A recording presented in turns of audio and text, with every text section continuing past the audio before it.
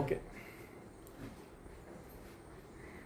ഇന്ന് Shri K B Ganesh കുമാറിൻ്റെ ഒരു ഫേസ്ബുക്ക് പോസ്റ്റ് ശ്രദ്ധയിൽപ്പെട്ടു.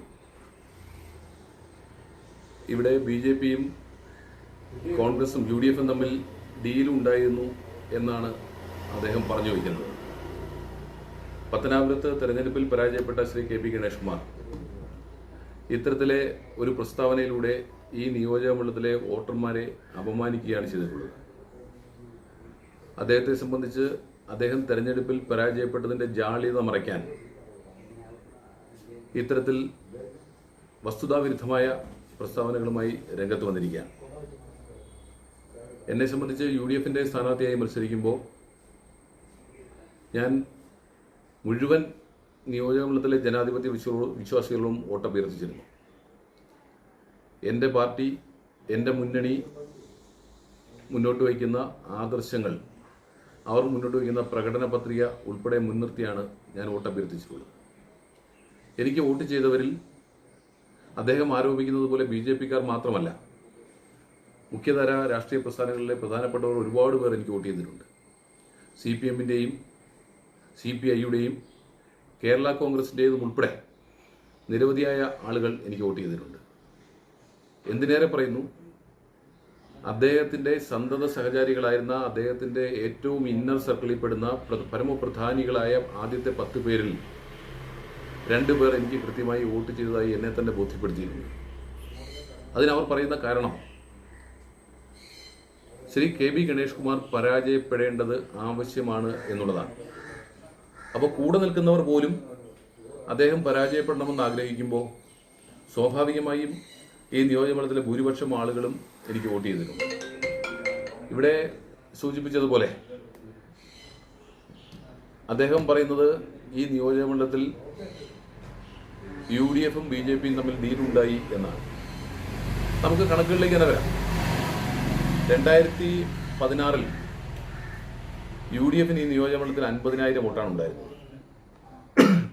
2021 അത് 53,000 2026 അതായത് 2016 ശേഷം 10 വർഷം കൊണ്ട് 50,000-ൽ നിന്നും 68,000 വോട്ടിലേക്ക് UDFിൻ്റെ വോട്ടുകളുടെ എണ്ണം വർദ്ധിച്ചിട്ടുണ്ട്. 18,000 വോട്ട് 10 വർഷം കൊണ്ട് UDFിന് വർദ്ധിപ്പിക്കുവാൻ കഴിഞ്ഞിട്ടുണ്ട്.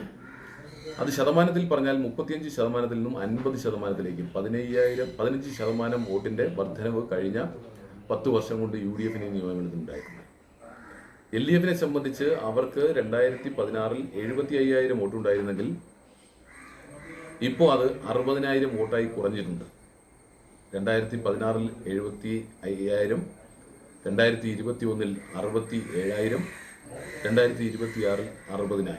അതായത് 52% വോട്ടുണ്ടായിരുന്ന 2016-ൽ നിന്നും 2026-ലേക്ക് എത്തുമ്പോൾ 44% ആകുന്നു. അതായത് 8% കുറവുണ്ടാകും.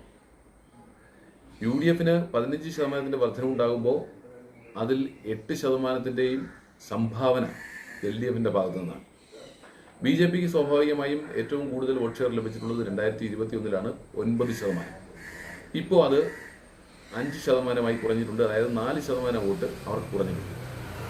അപ്പോൾ BJPയുടെ ഈ 4% വോട്ട് UDFിന് ലഭിച്ചു എന്നുള്ളതാണ് അദ്ദേഹത്തിൻ്റെ ആക്ഷേപമെങ്കിൽ, ആരോപണമെങ്കിൽ, കഴിഞ്ഞ തവണ അദ്ദേഹത്തിന് 49% ഉണ്ടായിരുന്ന വോട്ട് ഇപ്പോൾ 44%-ആയി കുറഞ്ഞിട്ടുണ്ട്. അതായത് 67,000 വോട്ടുണ്ടായിരുന്ന സ്ഥാനത്ത് ഇപ്പോൾ അദ്ദേഹത്തിന് 60,000 വോട്ട് മാത്രമേ ലഭിച്ചിട്ടുള്ളൂ. ആ 7,000 വോട്ടും UDFിന് ലഭിച്ചില്ലേ? അത് ഞാനും ശ്രീ കെ ബി ഗണേഷ് കുമാറും തമ്മിലുള്ള ഡീലിൻ്റെ ഭാഗമാണ്. അപ്പോൾ വസ്തുതാപരമായി സംസാരിക്കണം. അദ്ദേഹത്തിന് ഇത്തരം കാര്യങ്ങളെ സംബന്ധിച്ച് നല്ല ബോധ്യമുണ്ടായിട്ടും പ്രീ-ഡിഗ്രി വരെ വിദ്യാഭ്യാസം ചെയ്തിട്ടുള്ള അദ്ദേഹത്തിന് ഈ കണക്കുകളിലെല്ലാം മനസ്സിലാകുമെന്നിരിക്കെ എന്തിനാണ് ജനങ്ങളെ തെറ്റിദ്ധരിപ്പിക്കുന്നത് എന്ന് എനിക്ക് മനസ്സിലാകുന്നില്ല. പിന്നെ അദ്ദേഹം പറയുന്നത് ഈ സംസ്ഥാനത്തുടനീളം UDFും BJPയും തമ്മിൽ ഡീലുണ്ടായിരുന്നു. പത്തനാപുരത്ത് ആ ഡീലിൻ്റെ ഭാഗമായിട്ടാണ് ഉണ്ടായിട്ടുള്ളത്. അതിൻ്റെ തുടർച്ച എന്ന നിലയിൽ BJP വിജയിച്ച 3 മണ്ഡലങ്ങളിലും UDFിന് വോട്ട് ഷെയർ വല്ലാണ്ട് കുറഞ്ഞു എന്നാണ് അദ്ദേഹം പറയുന്നത്. ശ്രീ കെ ബി ഗണേഷ് കുമാറിനോട് പറയാനുള്ളത്, താങ്കൾ ഈ വോട്ട് ഷെയറിനെ സംബന്ധിച്ച് ഒന്ന് പഠിക്കണം, ഒന്ന് വിലയിരുത്തണം. ഞാൻ ഉദാഹരണമായി പറയാം. ഇപ്പോൾ പുതുതായി BJPക്ക് ലഭിച്ച ഒരു സീറ്റാണ് കഴക്കൂട്ടം. ആ കഴക്കൂട്ടത്തിൽ സിറ്റിംഗ് MLA LDFിൻ്റേതായിരുന്നു, ശ്രീ കടകംപള്ളി സുരേന്ദ്രൻ. ആ കഴക്കൂട്ടത്ത് BJPക്ക് ഈ 2026-ൽ 2021 അപേക്ഷിച്ച് 6% വോട്ട് ഷെയർ കൂടിയിട്ടുണ്ട്, 6% വർധന ഉണ്ടായിട്ടുണ്ട്. UDFന് അവിടെ വോട്ട് വർദ്ധിച്ചിട്ടുണ്ട്, 4% വർദ്ധിച്ചിട്ടുണ്ട്. അപ്പോൾ BJPക്ക് 6% വർദ്ധിച്ചു, UDFന് 4% വർദ്ധിച്ചു. പക്ഷേ LDFനാണ് 10% വോട്ട് കുറഞ്ഞിട്ടുള്ളത്. എന്ന് വെച്ചാൽ LDFന്റെ വോട്ട് കൊണ്ടാണ് ഈ പറഞ്ഞ കഴക്കൂട്ടത്ത് BJP ജയിച്ചിട്ടുള്ളത്. ഒരു നിയോജകമണ്ഡലം നമ്മുടെ ജില്ലയിൽ തന്നെ ചാത്തന്നൂരാണ്. ഈ ചാത്തന്നൂർ നിയോജകമണ്ഡലത്തിൽ BJPക്ക് 7% വോട്ട് വർദ്ധിച്ചിട്ടുണ്ട്, UDFന് 1% വോട്ട് വർദ്ധിച്ചിട്ടുണ്ട്.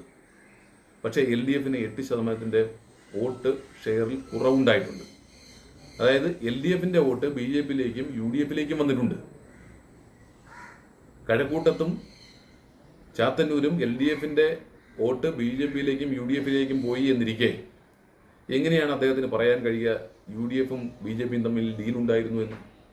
അപ്പോൾ വസ്തുതാവിരുദ്ധമായ കാര്യങ്ങൾ അദ്ദേഹം തുടർച്ചയായി പറഞ്ഞുകൊണ്ടിരിക്കുകയാണ്. തൻ്റെ പരാജയത്തിൻ്റെ യാഥാർത്ഥ്യം ഇപ്പോഴും അദ്ദേഹം ഉൾക്കൊള്ളുവാൻ തയ്യാറായിട്ടില്ല. ഞാൻ അദ്ദേഹത്തെ കുറ്റപ്പെടുത്തുന്നൊന്നുമില്ല, അദ്ദേഹത്തിന് വലിയ ബുദ്ധിമുട്ടുണ്ടാകും. കാരണം വലിയ പ്രതീക്ഷയിലായിരുന്നു അദ്ദേഹം. തിരഞ്ഞെടുപ്പ് കഴിഞ്ഞും വലിയ ഭൂരിപക്ഷം ഉണ്ടാകുമെന്നും താൻ പരാജയപ്പെടില്ലെന്നും അദ്ദേഹത്തിന് വേണ്ടപ്പെട്ടവരോടെല്ലാം അദ്ദേഹം പറയുന്നുണ്ടായിരുന്നു. അപ്പോഴും ഞങ്ങൾ കൃത്യമായി പറഞ്ഞിരുന്നു, ഓരോ മണ്ഡലത്തിലെയും വോട്ട് ഷെയർ, ഓരോ പഞ്ചായത്തിലെയും വോട്ട് ഷെയറിനെ സംബന്ധിച്ച് ഞങ്ങൾ വളരെ കൃത്യമായി പറഞ്ഞിരുന്നു. എന്തിനേറെ പറയുന്നു, പട്ടാഴി വടക്കേക്കരയിൽ കഴിഞ്ഞ തെരഞ്ഞെടുപ്പിൽ എനിക്ക് 1500ഓളം വോട്ടിൻ്റെ കുറവുണ്ടായിരുന്ന സ്ഥലത്ത് ഞങ്ങൾ ഇത്തവണ പ്രതീക്ഷിച്ചത് ഏകദേശം തുല്യം നിൽക്കും, അഥവാ 250-300 വോട്ടിന് ലീഡ് ഉണ്ടാകുമെന്നാണ്. എന്നാൽ അവിടെ പോലും ഞങ്ങൾക്ക് 702 വോട്ടിൻ്റെ ലീഡ് ഉണ്ടായിട്ടുണ്ട്. വെട്ടിക്കവലയും വിളക്കുടിയും ഈ നിയോജകമണ്ഡലത്തിലെ 8 പഞ്ചായത്തിലും ഞങ്ങൾക്ക് വലിയ വിജയം ഉണ്ടായിട്ടുണ്ട്. വിളക്കുടിയിൽ ഞാൻ പ്രതീക്ഷിച്ചിരുന്നത് പരമാവധി 500 വോട്ടിൻ്റെ ലീഡാണ്. ചിലപ്പോൾ അത് തുല്യമായിരിക്കാനും സാധ്യതയുണ്ട് എന്ന് ഞാൻ കരുതിയ സ്ഥലത്ത് എനിക്ക് 1187 വോട്ടിൻ്റെ ലീഡ് UDF സ്ഥാനാർത്ഥിക്ക് ലഭിച്ചിട്ടുണ്ട് എന്ന് പറയുമ്പോൾ ഈ മണ്ഡലത്തിൽ ഉടനീളം UDFന് അനുകൂലമായ ഒരു വിധിയെഴുത്തുണ്ടായിരിക്കുന്നു. തൻ്റെ വീട്ടിലെ വോട്ട് പോലും തനിക്ക് അനുകൂലമായി ചെയ്യിക്കാൻ കഴിയാത്ത ശ്രീ ഗണേഷ് കുമാർ എന്തിനാണ് എനിക്കെതിരെ ഇത്തരത്തിൽ ആക്ഷേപങ്ങളും ആരോപണങ്ങളുമായി വരുന്നത്? ഞാൻ വീണ്ടും ആവർത്തിക്കാൻ, സ്വന്തം വീട്ടിലെ വോട്ട് പോലും അദ്ദേഹത്തിന് അനുകൂലമായി ചെയ്യിക്കാൻ കഴിയാത്ത ഗണേഷ് കുമാർ എന്തിനാണ് ഈ ബാലിശമായ ആരോപണങ്ങളുമായി രംഗത്ത് വരുന്നത്? അപ്പോൾ വസ്തുതകൾ മനസ്സിലാക്കി മുന്നോട്ട് പോകണമെന്ന് മാത്രമാണ് എനിക്ക് ശ്രീ ഗണേഷ് കുമാറിനോട് ഉപദേശിക്കാനുള്ളത്. ഈ കണക്കുമായി ബന്ധപ്പെട്ട് അദ്ദേഹത്തിന് എന്തെങ്കിലും, ഞാൻ ഈ പറഞ്ഞ കാര്യങ്ങളുമായി ബന്ധപ്പെട്ട് എന്തെങ്കിലും അദ്ദേഹത്തിന് തർക്കമുണ്ടെങ്കിൽ ഞാൻ അദ്ദേഹവുമായി ഈ വിഷയത്തിൽ, ഈ തെരഞ്ഞെടുപ്പ് റിസൾട്ടുമായി ബന്ധപ്പെട്ട കാര്യങ്ങൾ ഒരു തുറന്ന സംവാദത്തിന് തയ്യാറാണ് എന്നുകൂടി അദ്ദേഹത്തെ ഓർമ്മിപ്പിച്ചുകൊണ്ട് നിർത്തട്ടെ. നന്ദി, നമസ്കാരം.